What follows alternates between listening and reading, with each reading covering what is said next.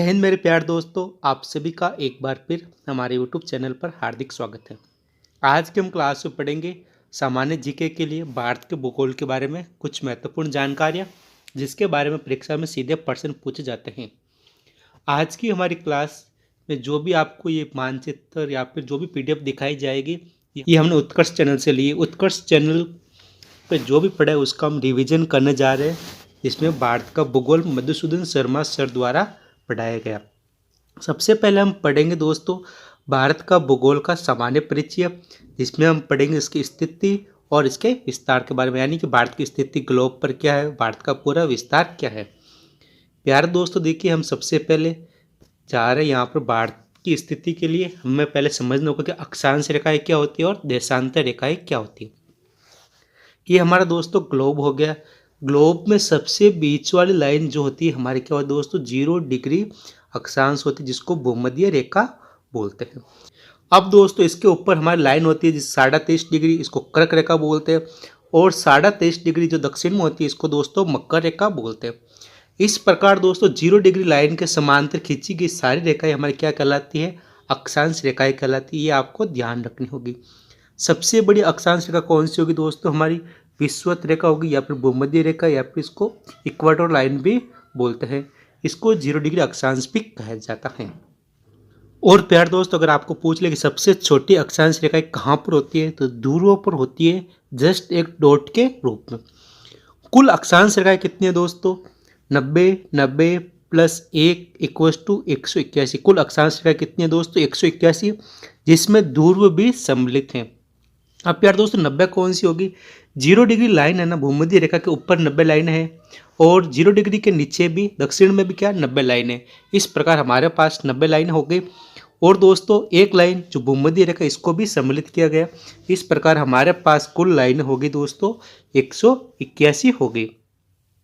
अब प्यार दोस्तों देखिए, लिखा भूमध्य रेखा के ऊपर या नीचे जाने पर अक्षांश रेखाओं का व्यास कम होता है, अक्षांशों का व्यास कम होता है।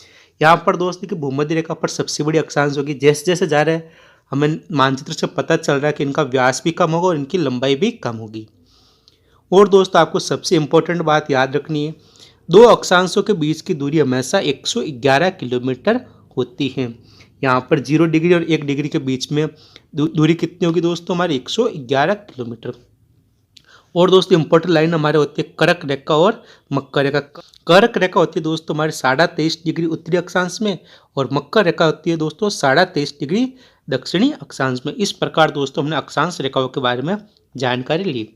अब दोस्तों हम देखते हैं देशांतर रेखाएं।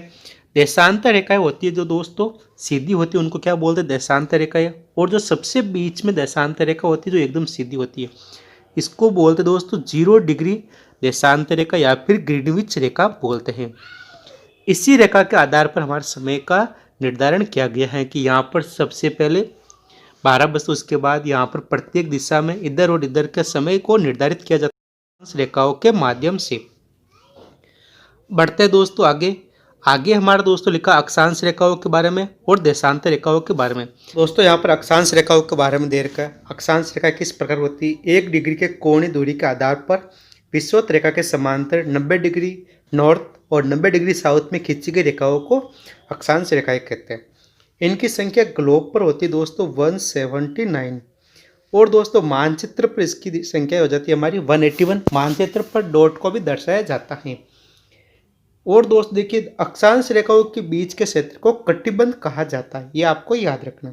इसी प्रकार देखिए दोस्तों देशांतर रेखाएं 1 डिग्री के अंतराल पर प्रधान मध्याह्न, जिसको क्या बोलते हैं दोस्तों, प्राइम मेडियन बोलते हैं, के समांतर ऊर्ध्वाधर रूप से 180 डिग्री ईस्ट और 180 डिग्री वेस्ट में खींची गई कुल रेखाओं को देशांतर रेखाएं कहते हैं। मानचित्र पर इसकी संख्या होती है दोस्तों 361 होती है। ग्लोब पर इनकी संख्या होती है दोस्तों 360 होती है। और प्यार दोस्तों सबसे इम्पोर्टेंट बात, दो देशांतर रेखाओं के बीच की दूरी को गोरे कहा जाता है, GOR या फिर गोर कहा जाता है, ये आपको याद रखना है। उसके बाद देखिए दोस्तों अगली जानकारी, दो अक्षांश रेखाओं के बीच की दूरी हमेशा होती है दोस्तों 111 किलोमीटर। और विषुवत रेखा पर देशांतर रेखाओं के बीच की अधिकतम दूरी होती है दोस्तों हमारी 111.32 किलोमीटर। मेरे प्यार दोस्त देखिए, विषुवत रेखा पर दशांतर रेखाओं के मध्य सर्वाधिक दूरी होती है, क्योंकि दोस्तों देखिए रेखाएं इस प्रकार आती है। शीर्षों पर दोस्तों 0 डिग्री होती है, यहाँ पर बीच में आएंगे तो सबसे अधिक दूरी होगी, तो यहाँ पर दूरी होती है दोस्तों 111.32 किलोमीटर। और अक्षांश रेखाओं के बीच की दूरी हमेशा फिक्स होती है, क्योंकि ये सभी पैरेलल लाइन होती हैं, 111 किलोमीटर। और सबसे इम्पोर्टेंट बात, 1 डिग्री देशांतर दूरी तय करने में पृथ्वी को कितना समय लगता है? 4 मिनट का समय लगता है। बढ़ते हैं दोस्तों आगे। आगे दोस्तों देखिए, भारत की स्थिति दे रखी है ग्लोब पर। दोस्तों यहाँ पर ये हमारी क्या होगी दोस्तों? भूमध्य रेखा होगी। भूमध्य रेखा के ऊपर दोस्तों हमारा उत्तरी गोलार्ध होता है, और नीचे हमारा होता है दोस्तों दक्षिणी गोलार्ध होता है। इसी प्रकार दोस्तों देखिए, ये हमारे बीच वाली होगी ग्रीनविच रेखा। ग्रीनविच रेखा के इस ओर दोस्तों ये हमारा हो गया पूर्वी देशांतर, और इधर हमारा हो गया दोस्तों पश्चिमी देशांतर। तो इसका मतलब क्या हुआ दोस्तों? ये हमारा हो गया पश्चिमी देशांतर। यहाँ पर दोस्तों देखिए, भारत की स्थिति क्या होगी? उत्तरी पूर्वी गोलार्ध में भारत की स्थिति है। और दोस्तों हम एशिया के संदर्भ में देखें कि भारत की स्थिति क्या है एशिया के संदर्भ में, तो यहाँ पर दोस्तों पूरा एशिया के दक्षिणी भाग में भारत स्थित है, यह भी हमें याद रखना है। दोस्तों आगे बढ़ते, आगे देखो दोस्तों, ये लिखा हुआ अक्षांश दृष्टि से भारत की स्थिति उत्तरी गोलार्ध में, देशांतर दृष्टि से भारत की स्थिति पूर्वी गोलार्ध, अभी हमने पढ़ लिया। इस प्रकार भारत की स्थिति क्या होगी दोस्तों? उत्तरी पूर्वी गोलार्ध में है। और विश्व ग्लोब में भारत की स्थिति होगी दोस्तों उत्तरी पूर्वी गोलार्ध, जिसको क्या बोलते दोस्तों? ईशान कोण बोलते हैं। और एशिया महाद्वीप में भारत की स्थिति होगी दोस्तों दक्षिण दिशा में स्थित है। ये मधुसूदन शर्मा द्वारा लिखित नोट्स हैं। और दोस्तों बढ़ते आगे दोस्तों, ये हमारा ग्लोब हो गया। वापस ग्लोब में यहाँ पर दोस्तों ये होगी 0 डिग्री लाइन, ये हमारी होगी 0 डिग्री लाइन, जिसको भूमध्य रेखा बोलते हैं। और ये सीधी आती है, इसको ग्रीनविच रेखा बोलते हैं। और ये हमारा भारत हो गया। तो किस गोलार्ध में स्थित दोस्तों? वापस देख लीजिए, उत्तरी पूर्वी गोलार्ध में स्थित है। बढ़ते हैं दोस्तों आगे। और दोस्तों इसमें आगे बढ़ने से पहले ध्यान रखना होगा कि 23.5 डिग्री रेखा भारत से और एशिया से गुजरती है। बढ़ते दोस्तों आगे हमारा दोस्तों भारत का नक्शा आ गया। इसमें दोस्तों बताया गया भारत की उत्तर से दक्षिण की दूरी हमारी कितनी है। ये हमारी हो जाएगी दोस्तों 3214 किलोमीटर। और दोस्तों हमारी पूर्व से पश्चिम की दूरी कितनी है? ये हमारी हो जाएगी दोस्तों 2933 किलोमीटर। ये आपको ध्यान रखना होगा। और जो दोस्तों ये रेड लाइन दे रखी है, इसको हम बोलते हैं दोस्तों भारत की समयांतर रेखा, जो 82.5 डिग्री पर है। और ये दोस्तों कहाँ से गुजरती है? प्रयागराज के नैनिक नामक स्थान पर। और दोस्तों ये लाल डॉट लाइन दे रखी है, जो कर्क रेखा है, जो भारत के 8 राज्यों से गुजरती है।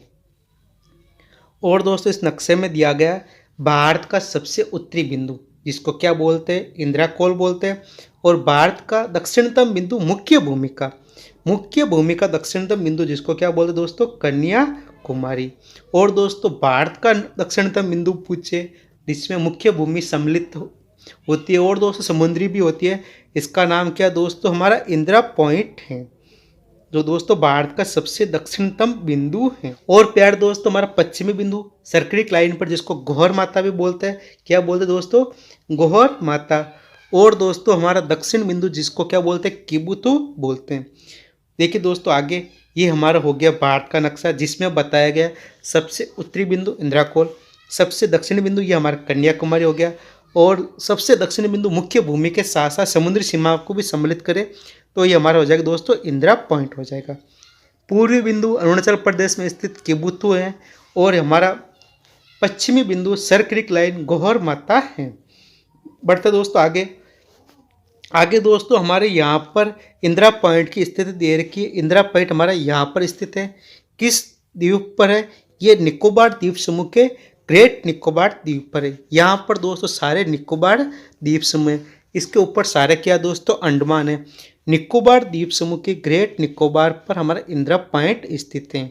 और दोस्त देखिए, ग्रेट निकोबार के ऊपर हमारा कौन सा, ये भी हमारा दे रखा है कि लिटिल निकोबार है, यहाँ पर कोर निकोबार है। और प्यार दोस्तों सबसे इम्पोर्टेंट, अंडमान और निकोबार को अलग करने वाला चैनल कौन सा? हमारा 10 डिग्री चैनल है। ये आपको ध्यान रखना होगा। 10 डिग्री चैनल अंडमान और निकोबार को अलग करता है। और दोस्तों हम पढ़ते और क्या लिखा हुआ है यहाँ पर दोस्तों? म्यांमार कोको द्वीप है, यहाँ पर हमारा उत्तरी अंडमान है, इनके बीच की जल संधि को क्या बोलते हैं दोस्तों? कोको स्टेट बोलते हैं। ये भी आपको ध्यान रखना होगा। ये हमारा दोस्तों बैरन द्वीप हो गया, ये हमारा नारकोंडम द्वीप हो गया। और दोस्तों यहाँ पर डंकन पास किन किन के बीच में? लघु अंडमान, जिसको लिटिल अंडमान भी बोलते हैं, और पोर्ट ब्लेयर के बीच में स्थित है। ये सारे बे ऑफ बंगाल यानी बंगाल की खाड़ी में स्थित है। सबसे इम्पोर्टेंट। बढ़ते दोस्तों आगे, ये हमारा नोट्स में लिखा हुआ वापस, इसमें दिया रखा भारत का सबसे उत्तरी बिंदु कौन सा? हमारा इंदिरा कोल हो गया, जो जम्मू कश्मीर में स्थित है, अब लद्दाख में स्थित है। और भारत का सबसे दक्षिणी बिंदु ये हमारा कन्याकुमारी हो गया, मुख्य भूमि पर स्थित दक्षिणी बिंदु है। ये आपको ध्यान रखना होगा, जो तमिलनाडु का भाग है। और दोस्तों सबसे दक्षिणतम बिंदु ये हमारा हो गया 6 डिग्री 4 मिनट उत्तरी अक्षांश पर, जो ग्रेट निकोबार द्वीप में स्थित है। इनका नाम क्या दोस्तों? इंदिरा पॉइंट है, पिगमेलियन पॉइंट या फिर पार्सन पॉइंट है। ये आपको सारा ध्यान रखना। और दोस्तों भारत का सबसे उत्तरी बिंदु कितने डिग्री अक्षांश पर है? 37 डिग्री 6 अक्षांश पर है। और भारत का दक्षिणी बिंदु मुख्य भूमि का जो 8 डिग्री 4 मिनट उत्तरी अक्षांश पर है। और प्यार दोस्तों आपको ध्यान रखना होगा, कौन सी बातें यहाँ पर ध्यान रखिए। भारत की ये दूरी कितनी अक्षांश तय करती है? 29 डिग्री 2 मिनट तय करती है, ये हमें याद रखना है। और दोस्तों साथ में भारत का अक्षांशीय विस्तार ये हो गया 8 डिग्री 4 मिनट उत्तरी अक्षांश है, 37 डिग्री 6 मिनट उत्तरी अक्षांश। यहाँ पर 37 डिग्री जम्मू कश्मीर में हो गया, 8 डिग्री 4 मिनट हमारा तमिलनाडु में हो गया। और दोस्तों वापस दूरी दे रखी है, उत्तर से दक्षिण की दूरी 2014 किलोमीटर, हमें याद रखनी है। आगे बढ़ते दोस्तों, आगे हमारा देर का दोस्तों भारतीय मानक समय रेखा किन किन राज्यों से गुजरती हैं? सबसे पहले हमारा यूपी हो गया, ये हमारा एमपी हो गया, ये हमारा छत्तीसगढ़ हो गया, फिर हमारा ओडिशा हो गया, फिर हमारा आंध्र प्रदेश हो गया। 5 राज्यों से गुजरती हैं। समय रेखा भारत की 5 राज्यों से गुजरती है और कर्क रेखा भारत के 8 राज्यों से गुजरती है। ये हमें याद रखना होगा। हम कर्क रेखा वाले राज्य आगे पढ़ेंगे। यहाँ पर दोस्तों समय रेखा वाले राज्य आपको याद रखने, यूपी, एमपी, छत्तीसगढ़, ओडिशा और आंध्र प्रदेश हो गया। बढ़ते दोस्तों आगे, आगे हमारा दिया हुआ दोस्तों भारत का देशांतरीय विस्तार। हमने अक्षांशीय विस्तार पढ़ लिया, जो 8 डिग्री 4 मिनट से लेकर 37 डिग्री 6 मिनट तक था। यहाँ पर दोस्तों देखिए देशांतरीय विस्तार, देशांतरी विस्तार हमारा दोस्तों 68 डिग्री 7 मिनट पूर्वी देशांतर से 97 डिग्री 25 मिनट पूर्वी देशांतर पर है। 68 डिग्री 7 मिनट हमारा पूर्वी देशांतर गुजरात में हो गया, जो भारत का पश्चिमी बिंदु है, और पूर्वी बिंदु हमारा 97 डिग्री 25 मिनट पूर्वी देशांतर पर है। और प्यारे दोस्त देखिए इन दोनों के बीच में समय अंतराल कितना होता है? यहाँ पे हमारा 2 घंटे होता है, लेकिन भारत का एक ही समय रेखा है, तो भारत में समय एक ही माना जाता है। लेकिन दोस्तों अरुणाचल प्रदेश के इस स्थान पर सूर्योदय इस स्थान से 2 घंटे पहले होता है, गुजरात से 2 घंटे पहले होता है। ये हमें याद रखना होगा। ये हमारा दोस्तों पूर्वी बिंदु कीबुत हो गया, और यहाँ पर गौहर माता गुहार मोती जिसको नाम बोलते हैं, ये हमारा क्या हो गया दोस्तों? पश्चिमी बिंदु हो गया। और दोनों बिंदुओं के बीच की दूरी होगी दोस्तों हमारी 2933 किलोमीटर। ये हमें याद रखना होगा। देशांतर स्थिति हमें याद रखनी है, 29 डिग्री 18 मिनट देशांतर है। आगे बढ़ते दोस्तों, ये होगी दोस्तों भारत की कुल सीमा, जो स्थलीय सीमा तथा तटीय सीमा को मिलाकर है। तटीय सीमा में दोस्तों मुख्य भूमि को भी सम्मिलित किया है और द्वीप समूहों को भी सम्मिलित किया है। कुल हमारी सीमा होगी दोस्तों 22,716 किलोमीटर, 22,716 किलोमीटर होगी।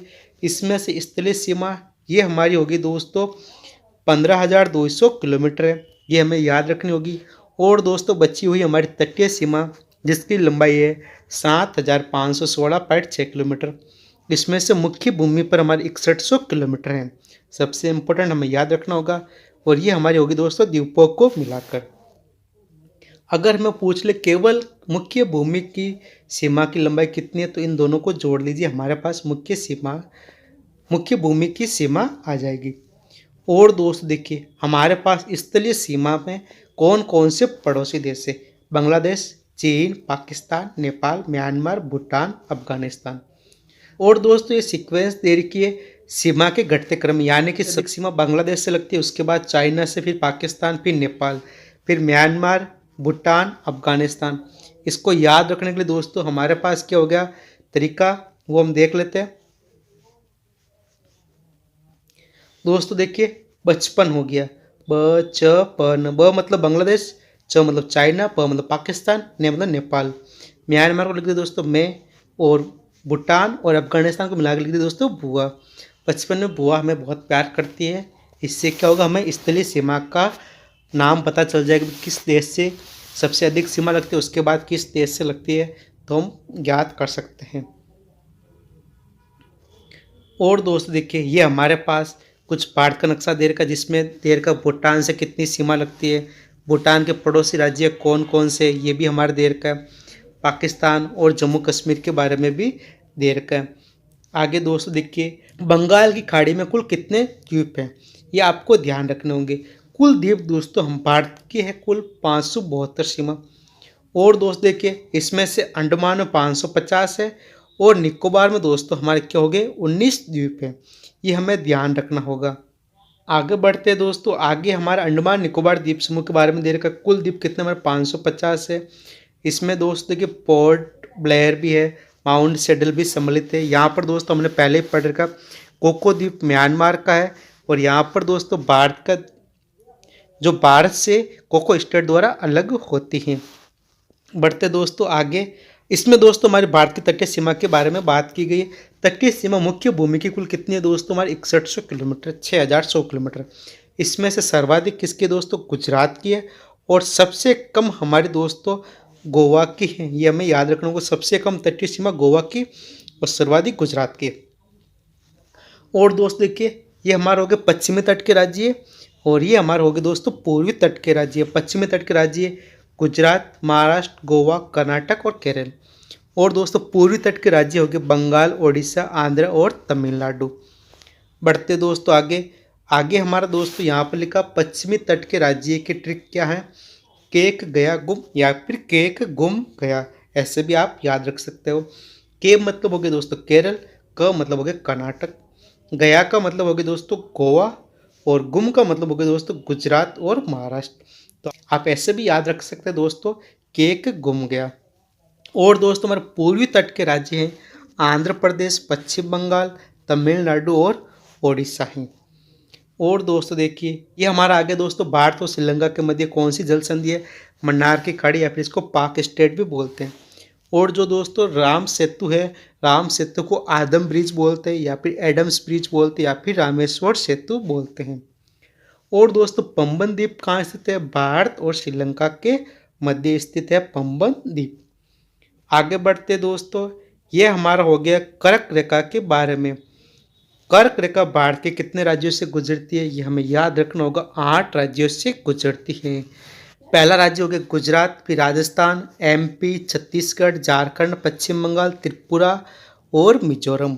आप दोस्तों इसे याद रखने के लिए कोई भी तरीका अपना सकते हो, या फिर दोस्तों देखिए हम तरीका बता रहे हैं 3 राज्य जिसको हम लिख दे दोस्तों गुरुम, यानी कि दोस्तों गुजरात, राजस्थान और मध्य प्रदेश। यहाँ पर दोस्तों लिख दे छज्जा, यानी कि छत्तीसगढ़ और झारखंड।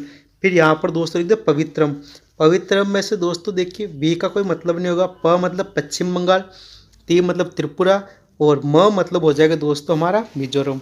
इस प्रकार हम कर्क रेखा के बारे में जानकारी रख सकते हैं। अंत में दोस्तों देखिए ये हमारे तटीय सीमा पर कौन कौन से मैदान है, इसके बारे में जानकारी, जिसमें से परीक्षा में कई बार प्रश्न पूछे जाते हैं। यहाँ पर दोस्तों देखिए कांटियावाड़ा तट गुजरात की सीमा पर और कुछ महाराष्ट्र की सीमा पर। फिर हमारा हो गया दोस्तों कोंकण तट, ये हमारा हो गया दोस्तों मालाबार तट, ये हमें याद रखना होगा, कोंकण, मालाबार और कोरामंडल जो सबसे अधिक पूछे जाते हैं। कोरामंडल हमारा दोस्तों पूर्वी भाग में है, ये हमें याद रखना है। उसके बाद ये आंध्र वाला तटीय प्रदेश हो गया। मेरे प्यारे दोस्तों आज के लिए बस इतना ही, और हम दोस्तों आगे जनरल साइंस के बारे में, सामान्य जीके और भी दोस्तों करंट अफेयर के बारे में कुछ महत्वपूर्ण प्रश्नों का सेक्शन लेके आएंगे। मिलते हैं दोस्तों अगले वीडियो में, तब तक के लिए जय हिंद, जय भारत।